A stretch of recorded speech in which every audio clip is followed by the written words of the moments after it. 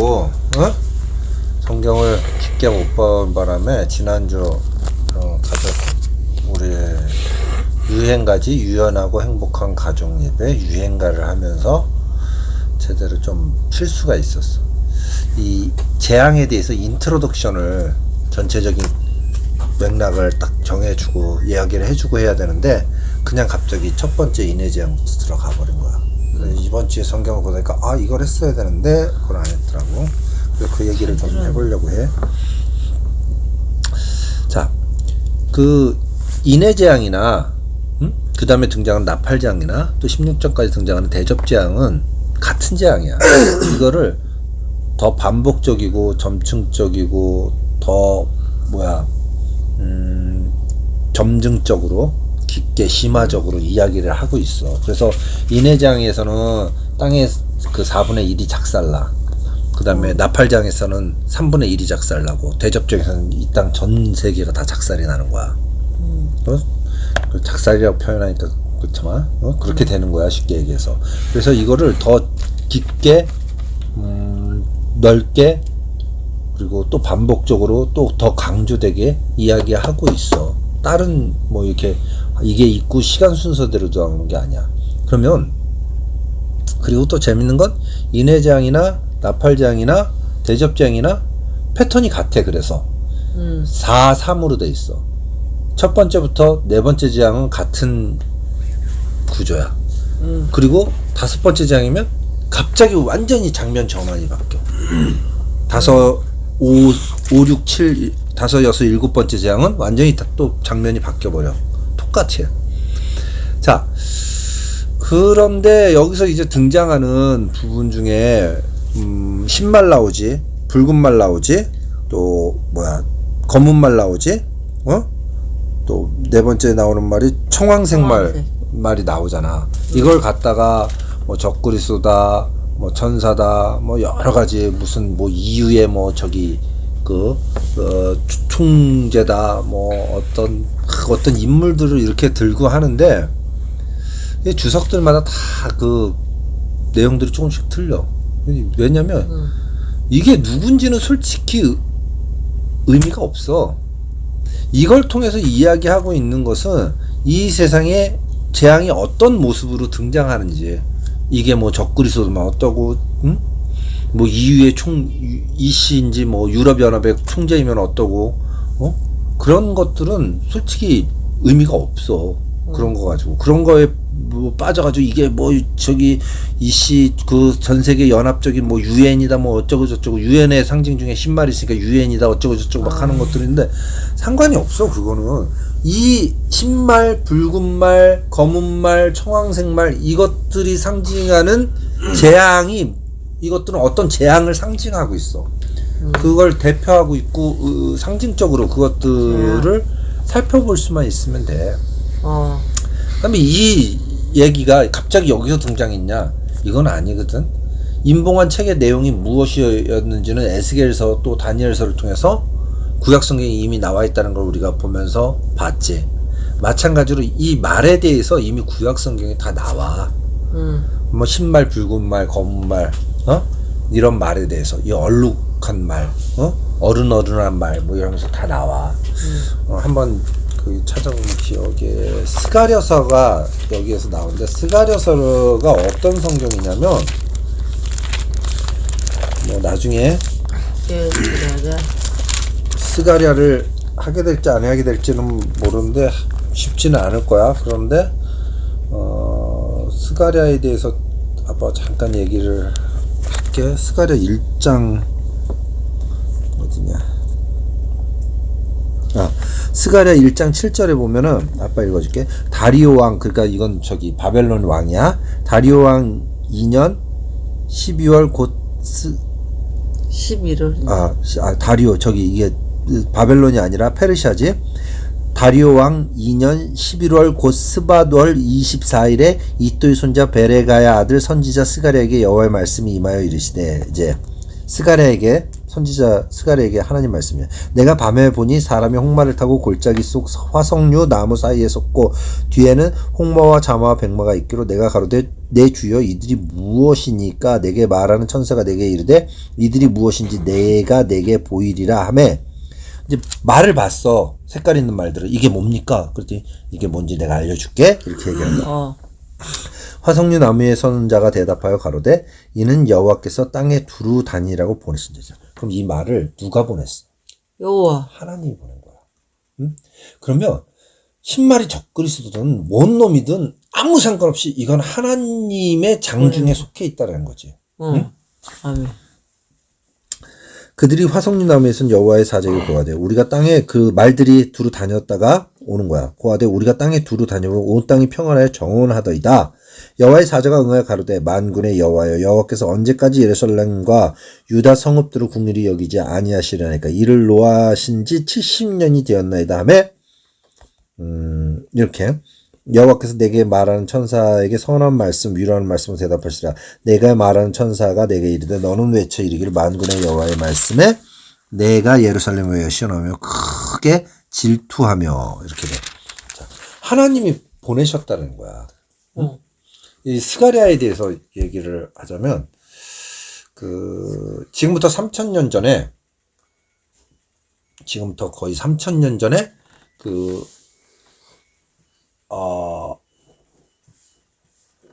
3,000년 전이냐?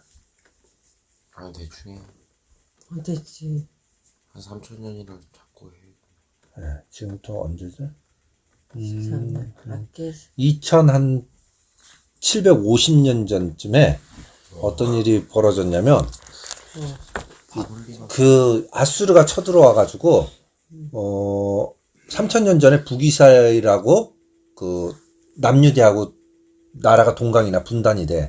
그러다가 2750년쯤 전에, 그러니까 250년쯤 전에 아수르가 쳐들어와 가지고 북이스라엘을 점령을 해. 그리고 아수르가 그 혼합 정책을 해서 북이스라엘 사람들하고 이제 아수르 사람들하고 막 결혼하고 섞여. 그러면서 이스라엘이 그 사람들을 사마리아라고 부르면서 하나님이 우리에게 준 혈통적 정통성을 잃었다. 너희들은 개 같은 족속이다. 하고 그쪽 사람하고 상종을 안 해.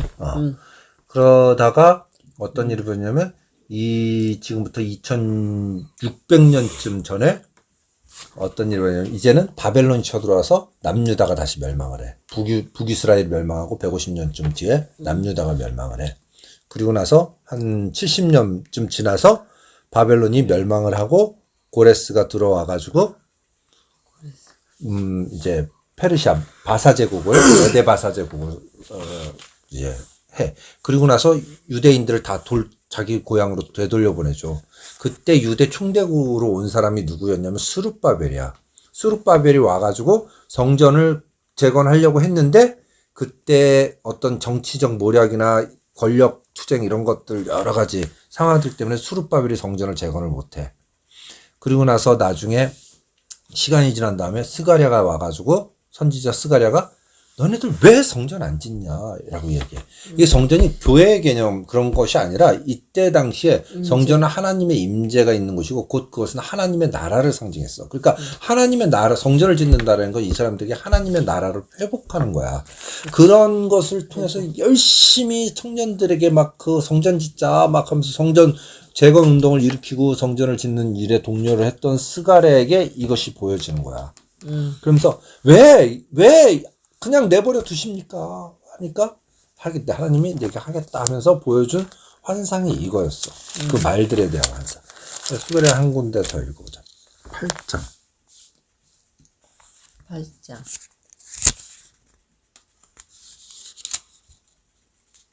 6장인가?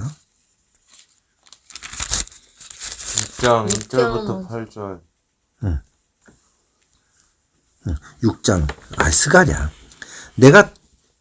스가랴 6장 1절 보면 스가랴가 본 8번째 환상 중에 이게 내가 또 눈을 들어본 적 내 병거가 두 산 사이에 나왔는데 그 산은 노산이더라. 응? 첫째 병거는 홍마들이, 둘째 병거는 흑마들이, 셋째 병거는 백마들이, 넷째 병거는 어룽어룽하고 건장한 말들이 메었는데 내가 내게 말하는 천사에게 물어 가로되 내 주여 이것들이 무엇이니까 천사가 대답하여 가로되 이는 하늘의 내 바람인데 온 세상에 주 앞에 모셨다가 나가는 것이라. 내 바람인데 이 말들은 내 바람인데 하나님 앞에 모였다가 나가는 온 세상으로 나가는 거래. 흑마는 부평 땅으로 나가며 백마가 그 뒤를 따르고 어룽진 말은 남편 땅으로 나가고 건장한 말은 나가서 땅에 두루 다니고자 하니 그가 이르되 너희는 여기서 나가서 땅에 두루 다니라 하며 곧 땅에 두루 다니더라. 그가 외쳐 내게 일러 가로되 북방으로 나간 자들이 북방에서 내 마음을 시원케 하였더라. 이게 나가. 근데 이게 어디서 나오냐면 두 산 사이야. 1절에 내 병거가 두 산 사이에서 나와. 산 사이면 어떻게? 골짜기. 골짜기지.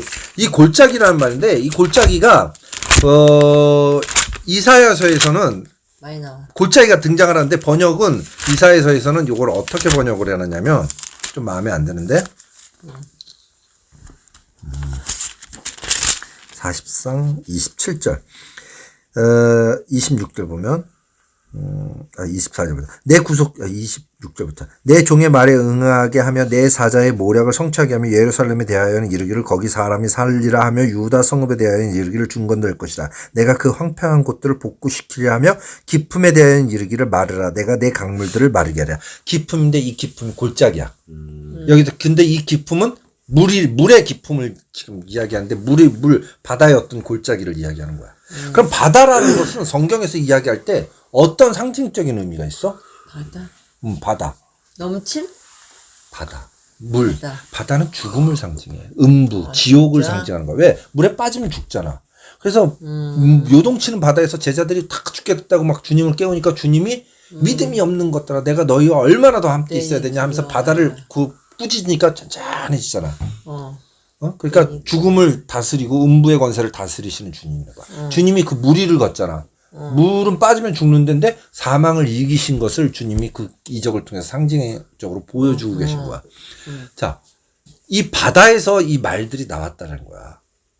그 음부의 권세들. 그들이 누군지는 상관없어. 근데 그들이 그 음부 죽음의 권세들에서 나온 자들이고 그들이 이처럼 바다에서 나와가지고 세상으로 나가서 세상을 혼란케 하는 거야. 그래서 기근이나 지진이나 전쟁이나 역병이나 뭐 환란이나 이런 것들이 세상에 일으켜가지고 세상에 3분의 1을 작살내고 4분의 1을 작살내고 3분의 1을 작살내고 세상 전부를 다 작살내는 그 역할들을 하게 되어져. 그런데 왜 이들이 자신들이 그것을 한다고 하지만 그들을 뒤에서 조종하고 그들을 보낸 사람은 누구야? 여호와 하나님이야. 왜 하나님이 세상을 이처럼 멸하실까? 그 요한이 볼 때 그 책에 인봉을 떼어줄 사람이 없어가지고 막 울었다 그래. 그래. 그 책을 보고 싶었어. 근데 그 책을 띄니까 온갖 재앙이 땅에 쏟아져. 응? 그럼 그 책을 띨 이유가 없잖아. 그치. 근데 왜 떼어야 됐고 왜 그 책이 떨어짐을 통해서 이 땅에 이런 재앙들이 왜 닥쳐와야 됐는가? 거기에 대한 이해가 있어야 돼. 세대주의자들은 그렇게 얘기를 해요.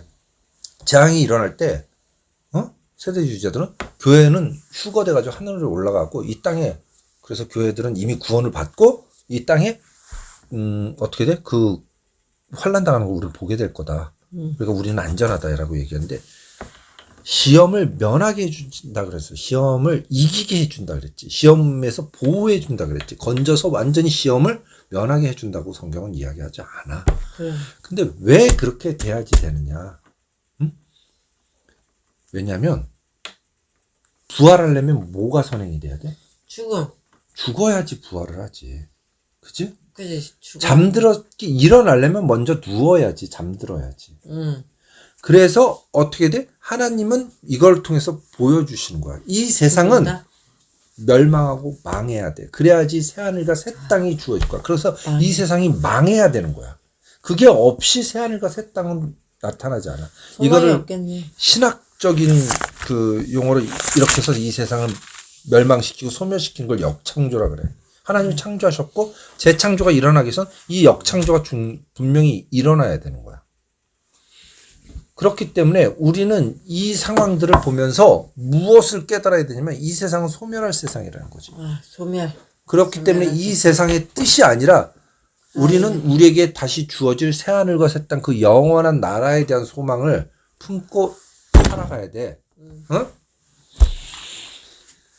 그래서 아씨 잊어먹었다.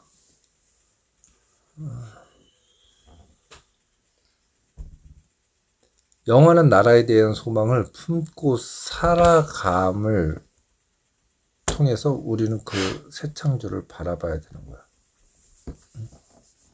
잊어먹어가지고 못할 것 같아. 금방 잊어먹었네. 보내셨다 그랬잖아. 이 사람 이 흰말이나. 나이 먹은 거 한 잔에. 응. 기도드리겠습니다. 조용히 해. 아니 마무리를 해야지. 자, 마무리를 하자. 그래서 우리는 이 땅에 대한 소망을 가져서는 안 되는 거야. 소멸할 소멸. 그렇지만 이 땅에 살고 있기 때문에 이 땅에서 우리는 살아가면서도 이 땅에서 우리 마음을 뺏겨서는 안 되는 거야. 그러네. 자, 봐봐. 일본의 동북대 지진 일어났을 때 지금 그 여파까지 계속해서 우리가 지금 겪고 있잖아. 세상의 여러 가지 전쟁이나 지진 때문에 우리가 그 여파를 겪고 있잖아. 이런 지진이나 전쟁 한 건만 터져도 이런데 그 재앙들이 다 때려 부어진다고 생각을 해봐. 진짜 무섭네. 한꺼번에 다 때려. 세상의 3분의 1만 해도, 아니 4분의 1만 해도, 3분의 1만 해도 나중에 끝내는 궁극적으로 이 세상이 온통 다 소멸되는 그 수렁텅이 속에서 우리가 견디겠냐는 거지. 이 세상이 멸망할 때 이 세상에서 염원을 가지고 있었던 사람들은 못 견딜 거야. 그러나 앞으로 우리에게 주어질 그 놀라운 영원의 소망을 둔 사람들은 그것을 견뎌내고 그것을 받겠지. 그리고 하나님께서 우리를 이루신다. 지키신다 그랬어. 분명히 지키신다. 이루신다. 알았지? 그래서 우리는 어쩔 수 없이 때로는 왜 우리에게 고통이 당합니까? 라고 하나님은 거기에 대해서 분명히 우리에게 확답을 주시지 않았어. 그걸 왜 고통이 있는지에 대한 이야기를 하나님은 분명히 얘기해 주지 않았어. 왜냐하면 우리가 그렇게 알 필요가 없었기 때문이야. 그런데 고통이 분명히 있어야 되는 것에 대한 얘기들은 많아. 얘기는 분명히 해주셨어. 응. 그러니까 우리는 고통을 당하고 어려움을 당하고 환난을 당하는 것에 대해서 이상이 거기에 안 대해서 나는데. 왜 이런 일이 저한테만. 벌어집니까? 라고 이야기하지 말고 주변에 그런 상황들을 왜 저 선한 사람들이 왜 저 무죄한 사람들이 왜 저 불쌍한 사람들이 저런 고통을 당해야 됩니까? 라고 그걸 볼 때 크리스찬으로서 영혼을 바라보는 사람으로서 내가 더 경각심을 가져야 되는 거지. 그죠? 우리도 여기 가다가 그냥 하루아침에 교통사고로 죽을 수도 있고 멀쩡하게 강도당할 수도 있고 묻지마 폭력에 희생당할 수도 있고 병 걸릴 수도 있어. 하다못해 어디 다쳐가지고 병원에 수혈받았는데 에이즈 환자의 피를 수혈받아가지고 에이즈에 걸릴 수도 있고.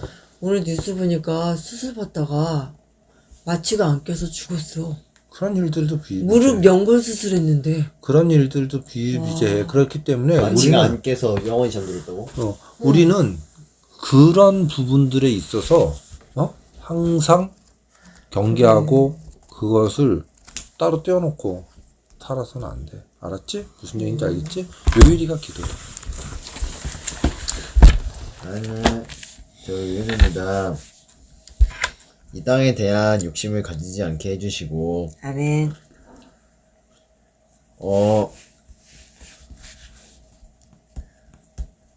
건강하게 해주세요. 항상. 네. 이 새해가 됐는데 네 각자 목표 잘 따라서 가게 해주시고 아멘. 욕심 갖지 않게 해주세요. 네. 아멘. 예수님의 이름으로 기도드립니다. 아멘.